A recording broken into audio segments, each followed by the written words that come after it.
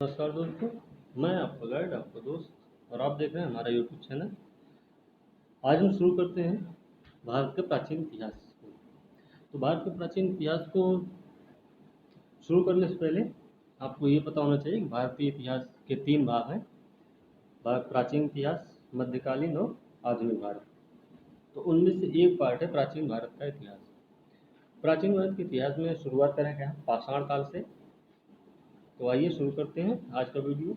और यह वीडियो आपके लिए स्टेट पीएससी, आरओ, बीईओ और अन्य प्रतियोगी परीक्षाओं के लिए उपयोगी होगा और इस वीडियो को लास्ट तक जरूर देखें।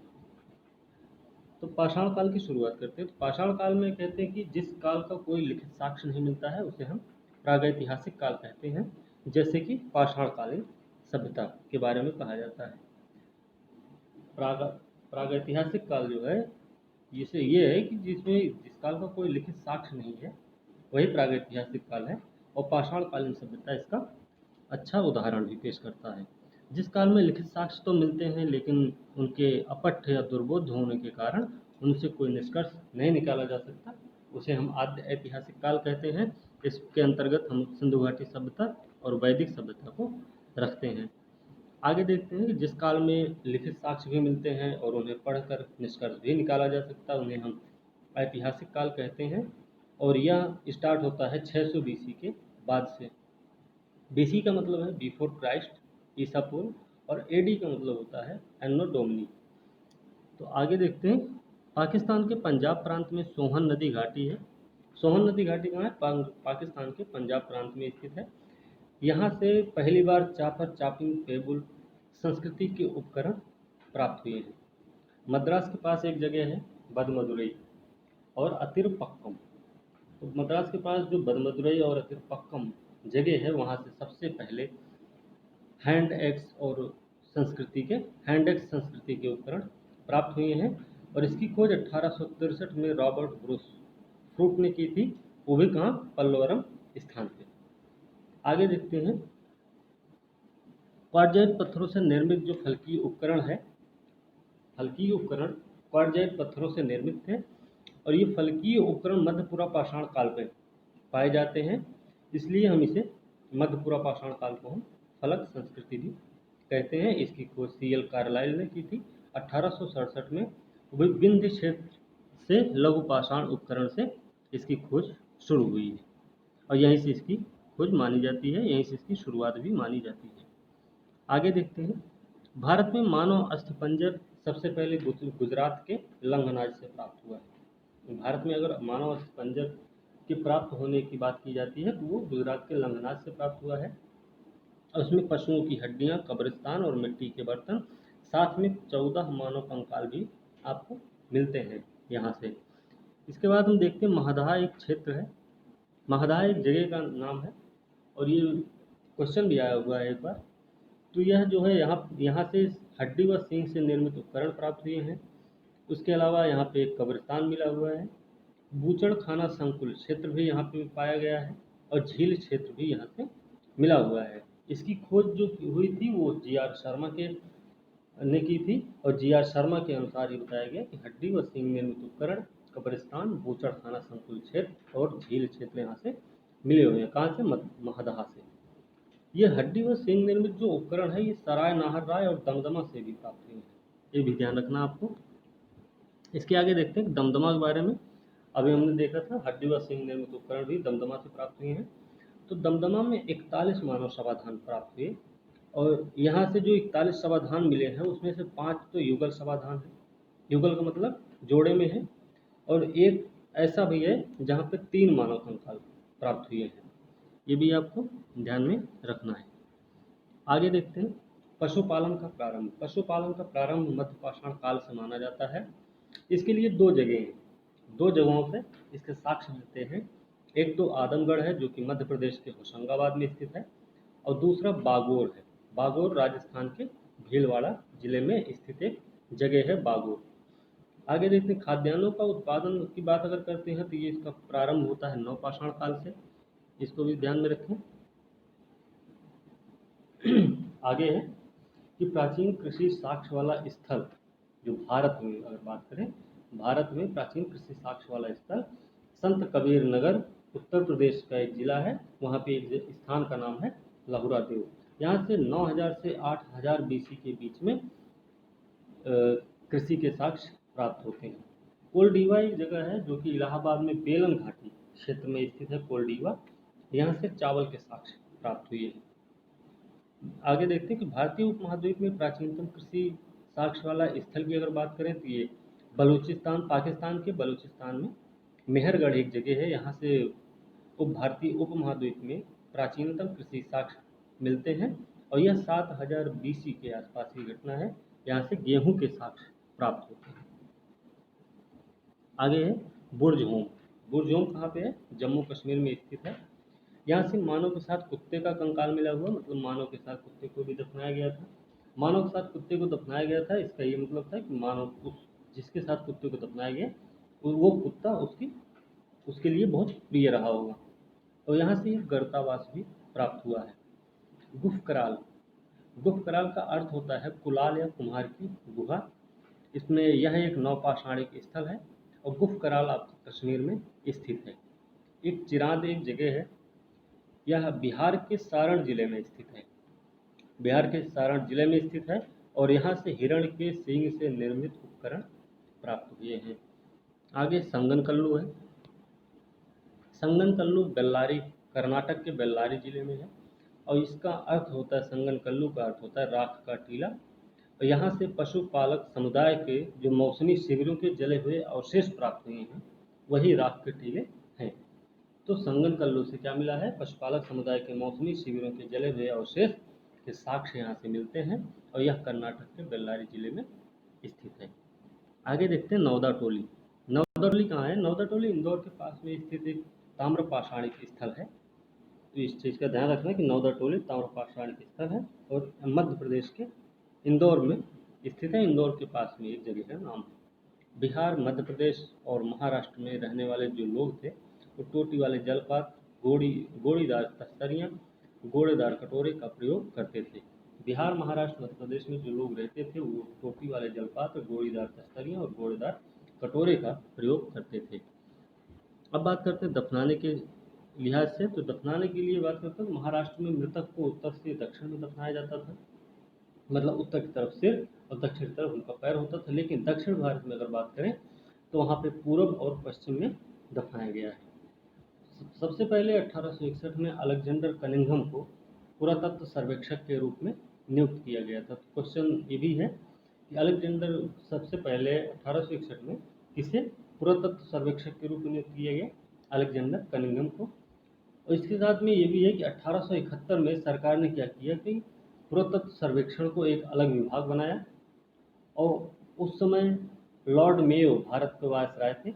लॉर्ड मेयो के शासनकाल में ही इसको अलग से विभाग बनाने का प्रयास किया गया था। 1902 में कर्जन ने क्या किया? तो कर्जन ने 1902 में भारतीय पुरातत्व सर्वेक्षण को एक अलग विभाग की स्थापना करके केंद्रीकृत कर दिया। जॉन मार्शल को इसका पहला महानिदेशक नियुक्त किया गया था। तो जॉन मार्शल को पहला महानिदेशक नियुक्त किया गया 1902 में और कर्जन ने भारतीय पुरातत्व सर्वेक्षण को एक अलग विभाग के रूप में स्थापित किया है। इस चीज़ को भी ध्यान में रखना है। आगे बढ़ते सैंधव सभ्यता और संस्कृति। सैंधव सभ्यता और संस्कृति के बारे में अगर बात करते हैं तो इसके कुछ निर्धारित समय रहे हैं। निर्धारित समय जो रहे हैं वो विद्वानों के आधार पर रहे हैं। तो कुछ विद्वान कुछ बताते हैं, कुछ विद्वान कुछ। तो इस हिसाब से विद्वानों में भी कुछ कहीं कहीं मतभेद मिलता है। तो इसमें एक जॉन मार्शल है जिन्होंने बताया है कि सैंधव सभ्यता का निर्धारित तिथि बताई, वो 3250 से 2750 बीसी बताई है। इसके आगे अर्नेस्ट मैके हैं जिन्होंने 2800 से 2500 बीसी के बीच में बताया। मार्टिमर व्हीलर हैं जो 2500 से 1700 बीसी में बताए। फेयर सर्विस ने 2000 से 1500 बीसी का निर्धारित तिथि निश्चित की थी। किसकी? सैंधव सभ्यता की। ये जो सैंधव सभ्यता की निर्धारित तिथि है इसकी पद्धति जो है रेडियो कार्बन के द्वारा निर्धारित की जाती है। बात करते हैं कुछ स्थल हैं जिनकी खोज की गई है और ये कहाँ पे स्थित है। तो हड़प्पा एक स्थल का नाम है जो मांटगोमरी जिला पंजाब प्रांत के पाकिस्तान के पंजाब प्रांत में मांटगोमरी जिले में स्थित है हड़प्पा। और यह रावी नदी के बाएं तट पर स्थित है। इसकी खोज राय बहादुर दयाराम साहनी ने 1921 में की थी। मोहनजोदड़ो लड़काना जिला है, पाकिस्तान के सिंध प्रांत में स्थित है। यह सिंधु नदी के दाएं तट पर स्थित है। मोहनजोदड़ो सिंधु नदी के दाएं तट पर स्थित है और हड़प्पा रावी नदी के बाएं तट पर स्थित है। तो मोहनजोदड़ो की खोज जो हुई थी वो राखालदास बनर्जी ने 1922 ईस्वी में की थी। अब देखते हैं सीमा अंतर्गत क्षेत्र, मतलब जो सिंधु घाटी सभ्यता रही है उसकी सीमा कहाँ कहाँ रही, कितनी कहाँ कहाँ तक ये फैला हुआ था। तो उत्तर में मांडा जो कि चिनाब नदी के तट पे है और यह जम्मू कश्मीर में स्थित है। दूसरा है दक्षिण में दैमाबाद है जो प्रवरा नदी के किनारे है, महाराष्ट्र में ये स्थल है।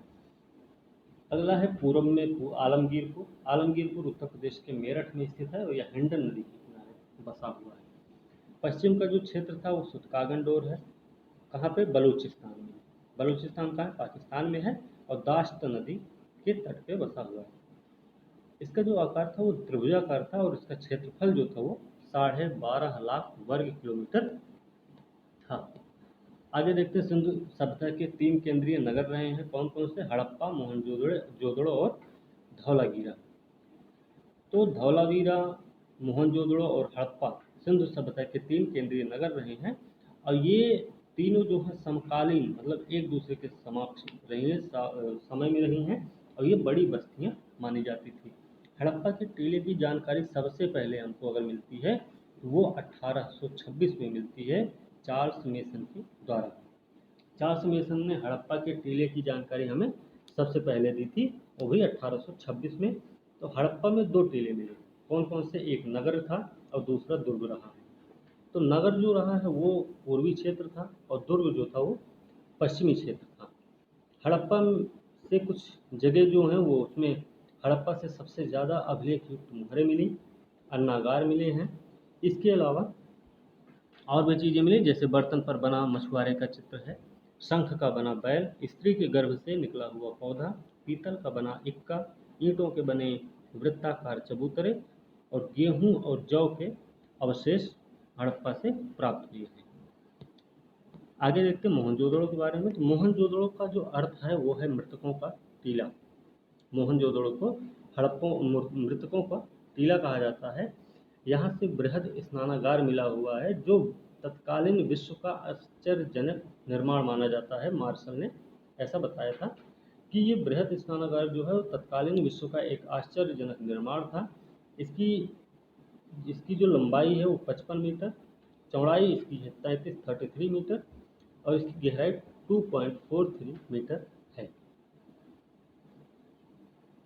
अन्नागार, एक अन्नागार भी मिला हुआ है जिसकी लंबाई 45.72 मीटर और चौड़ाई 22.86 मीटर है। इसकी प्रमुख विशेषता क्या रही है मोहनजोदड़ो की? मोहनजोदड़ो की जो सबसे प्रमुख विशेषता रही वो रही है सड़कें यहाँ की समकोण पर एक दूसरे को काटती हैं। इसको बोलते हैं ऑक्सफोर्ड सर्कस। ऑक्सफोर्ड सर्कस बोलते हैं किसको, जो सड़कें समकोण पर एक दूसरे को काटती हैं और यहाँ पे पक्की ईंटों के भवन मिले हुए हैं। आगे देखते हैं,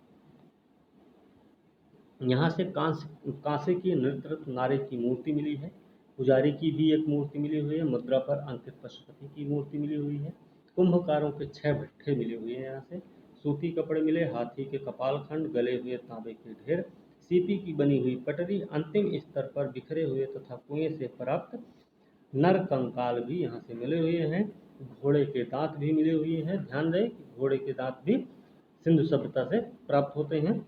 तो ये आप क्वेश्चन आ जाए कि सिंधु सभ्यता से घोड़े के दांत मिले हो तो वो सही माना जाएगा। और गीली मिट्टी पर कपड़े के साक्ष्य भी मिले हुए हैं। अगला स्थल है चंदुदड़ो।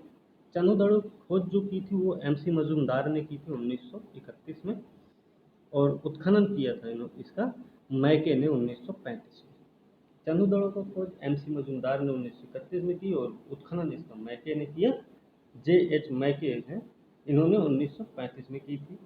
यहाँ से कुछ चीज़ें मिली हुई हैं जैसे झूकर झांगर संस्कृति के अवशेष मिले हुए हैं। यह एक औद्योगिक केंद्र था। मनका बनाने का यहाँ कारखाना मिला हुआ है। अलंकृत हाथी, खिलौना, कुत्ते के बिल्ली का पीछा करते हुए पदचिन्ह, सौंदर्य प्रसाधन लिपस्टिक, फिर वक्राकार ईंटें यहाँ से प्राप्त हुई हैं। तो ये सब अगर आए तो वो चंदूदड़ों से ही पाए गए हैं, इसका ध्यान रखना है। आगे देखते हैं लोथल। लोथल कहाँ है? लोथल गुजरात में अहमदाबाद में स्थित है। ये भोगवा नदी के तट पर है। भोगवा नदी के तट पर गुजरात के अहमदाबाद में लोथल एक जगह है। इसकी खोज की थी डॉक्टर एस आर राव ने 1954 में। डॉक्टर एस आर राव ने लोथल की खोज 1954 में की थी। यहाँ से यहाँ लोथल नगर योजना और अन्य भौतिक वस्तुओं को आधार पर लघु हड़प्पा या लघु मोहनजोदड़ो कहा जाता है। किसको? लोथल को नगर योजना और अन्य भौतिक वस्तुओं के आधार पर लघु हड़प्पा या लघु मोहनजोदड़ो कहा जाता है। यहाँ से गोदीबाड़ा या बंदरगाह प्राप्त हुआ है। बंदरगाह यहाँ से प्राप्त हुआ तो आपको ये भी पता होना चाहिए, यह एक व्यापारिक केंद्र था। यहाँ से फारस की मुद्रा सील मिली है, तो इससे ये भी पता कन्फर्म होता है कि फारस से इनके व्यापारिक संबंध रहे होंगे। फिर पक्के रंग में रंगे हुए पात्र मिले हुए हैं, धान बाजरे के साक्ष्य मिले, घोड़े की लघु मृण मूर्ति मिली है और 3 युगल समाधियाँ लोथल से प्राप्त हुई हैं। अगला स्थल है कालीबंगा। कालीबंगा राजस्थान के हनुमानगढ़ जिले में स्थित है और घग्गर नदी यहाँ पर बहती है। घग्गर नदी कालीबंगा से होकर बहती है और यह राजस्थान के हनुमानगढ़ जिले में स्थित है। इसका अर्थ होता है काली चूड़ी। काली का मतलब ब्लैक और बंगा का मतलब चूड़ियाँ, तो काली चूड़ियाँ इसका अर्थ है। यहाँ के भवन जो थे वो कच्ची ईंटों के बने हुए थे। तो कालीबंगा के जो भवन थे वो कच्ची ईंटों के बने हुए थे। यहाँ से और भी चीज़ें मिली, जैसे जुते हुए खेत के साक्ष्य मिले यहाँ से। हड़प्पा मोहनजोदड़ो की तरह 2 टीले भी यहाँ से मिले हुए हैं। भूकंप के भी साक्ष्य यहाँ से मिलते हैं। इसके अलावा कच्ची ईंटों के चबूतरे बनाए गए हैं, वो भी कहाँ कहाँ? कुआं बनाया गया है, अग्निकुंड बनाया गया है, आयताकार गर्त बनाए गए हैं कच्ची ईंटों से। इसके आगे है सेलखड़ी। सेलखड़ी जो है मिट्टी की मुहरें और मृदभांड के टुकड़े भी यहाँ से मिले हुए हैं। सबसे अच्छा है कि यहाँ के लोग उन्नत जल प्रबंधन व्यवस्था जो थी वो धौलावीरा गुजरात से प्राप्त हुई है। गुजरात के धौलावीरा के जो लोग थे वो उन्नत जल प्रबंधन व्यवस्था से वाकिफ थे या जानकार थे। कलश समाधान के साक्ष्य आपको सुरकोटदा गुजरात से मिलता है। यहाँ पे घोड़े की हड्डियों के साक्ष्य भी मिले हुए हैं। अगला स्थल है दैमाबाद। दैमाबाद हमने बताया था कि यह जो है दक्षिणी स्थल है, दक्षिणी सीमावर्ती क्षेत्र है। तो यहाँ से रथ चलाते हुए मनुष्य का चित्र मिला हुआ है। उसके बाद सांड गैंडों की आकृतियाँ मिली हुई हैं, साथ में मृदभांड मिले हैं, सैंधव लिपि की एक मुहर भी मिली हुई है, तश्तरी और प्याले के साक्ष्य भी दैमाबाद से प्राप्त होते हैं। अगर भारत के सबसे बड़े सैंधव स्थल की बात की जाए तो वो राखीगढ़ी को माना जाता है, जो कि हरियाणा के हिसार जिले में स्थित है और यह घग्गर नदी के तट पे स्थित है। रोपड़ की बात करते हैं। रोपड़ सतलज नदी के बाएं तट पर स्थित है, पंजाब में। रोपड़ पंजाब में सतलज नदी के बाएं तट पर स्थित है और इसका आधुनिक नाम जो है वो रूपनगर है। इसकी खोज बीजी लाल ने की थी और उत्खनन किया था यज्ञदत्त शर्मा। तो ध्यान रखना कि खोज की थी लाल ने, उत्खनन इसका शर्मा ने किया था। यहाँ से क्या क्या मिले हैं? यहाँ से मृदभांड मिले हैं, सेलखड़ी की मुहर मिली है, चट के बटखरे, तांबे के बाड़ाग, मनुष्य के साथ कुत्ता भी यहाँ पे दफनाया गया है, ऐसा भी साक्ष्य मिला है यहाँ से। आलमगीरपुर पूर्वी क्षेत्र है, पूर्वी सीमावर्ती क्षेत्र है सिंधु घाटी सभ्यता का। यह मेरठ में स्थित है, हिंडन नदी के तट पे बसा हुआ है। यहाँ से मृदभांड मिले हैं, मनके मिले हैं, बर्तन पर मोर गिलहरी त्रिभुज के चित्र बनाए गए हैं। एक जगह है हुलास, उत्तर प्रदेश में ही ये भी स्थित है और ये हुलास जो है उत्तर प्रदेश के सहारनपुर जिले में स्थित है। यहाँ से कांचली मिट्टी के मनके, चूड़ियाँ, खिलौना गाड़ी और एक ठप्पा प्राप्त हुआ है।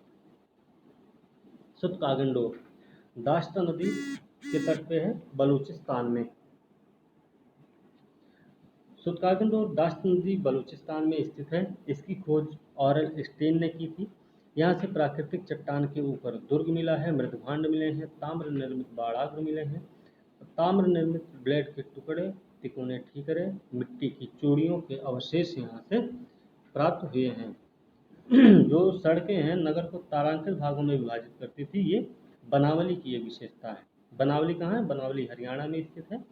तो बनावली की जो सड़कें थी वो नगर को तारांकित भागों में विभाजित करती थी। 125 मानव समाधान कहाँ से मिले हैं? उत्तर प्रदेश के बागपत जिले में एक जगह का नाम है बारोट।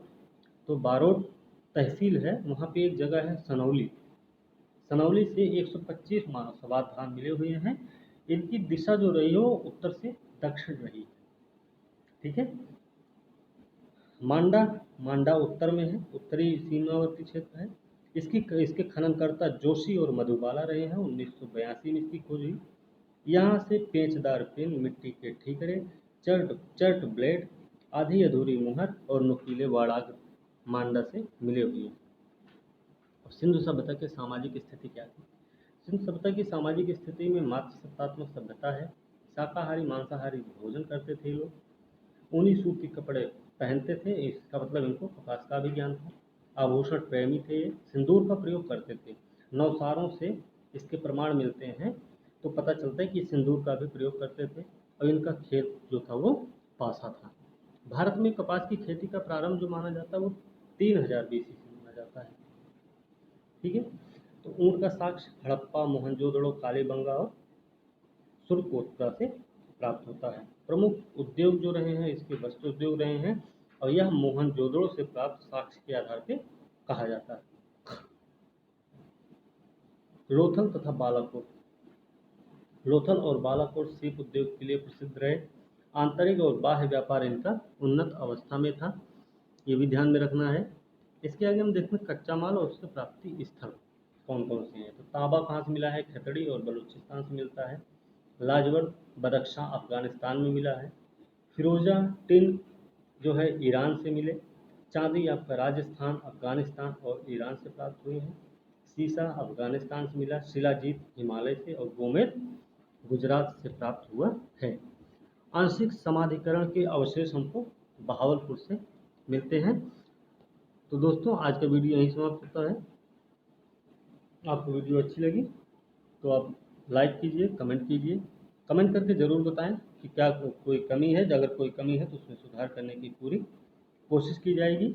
और साथ में अपने दोस्तों को भी शेयर करें जिससे उन लोगों को भी इसका फ़ायदा मिल सके। धन्यवाद दोस्तों, आपका दिन शुभ हो।